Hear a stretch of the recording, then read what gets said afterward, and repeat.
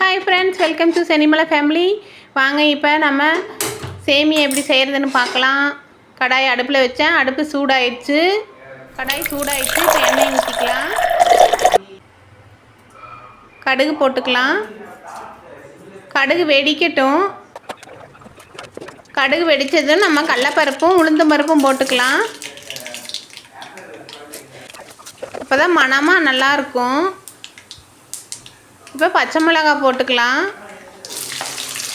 நான் சேமியா அதிகமாக போடுறதுனால இப்போ கொஞ்சம் காரமாக போட்டிருக்கேன். பச்சை மிளகாய் போட்டிருக்கிறேன். வெங்காயம் போட்டுக்கலாம். நான் பெரிய வெங்காயம் போட்டிருக்கேன். சின்ன வெங்காயம் போட்டாலும் நல்லா டேஸ்ட்டாக இருக்கும். நல்லா வதக்கி விட்டுக்கணும்.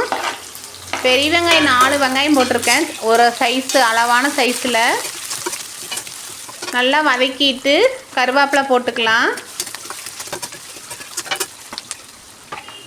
இப்போ தக்காளி குட்டி தக்காளியே 2 தக்காளி போட்டிருக்கேன். கொஞ்சம் ஸ்பைஸியாக இருக்கணுங்கிறதுக்காக தக்காளி போட்டிருக்கேன். நல்லா வதங்கிடுச்சு.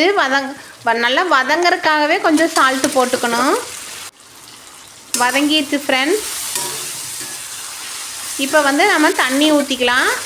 ஒரு சொம்பு தண்ணி ஊற்றிருக்கேன். தண்ணி நல்லா கொதிச்சிருச்சு. இப்போ மல்லியில் கட் பண்ணி போட்டுக்கலாம்.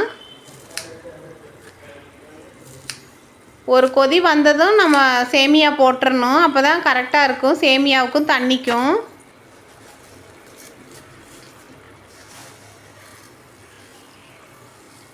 சேமியாவை அப்படியே தூவி விட்டுறணும்.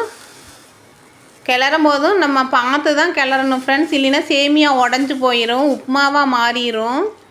அதனால் நம்ம பார்த்து தான் கிளறணும் மெதுவாக.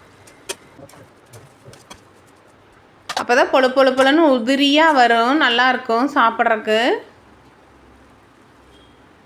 சேமியாலே நிறைய வெரைட்டிஸ் இருக்குது ஃப்ரெண்ட்ஸ். இப்போ நான் ஒரு வெரைட்டிஸ் உங்களுக்கு செஞ்சு காட்டியிருக்கேன்.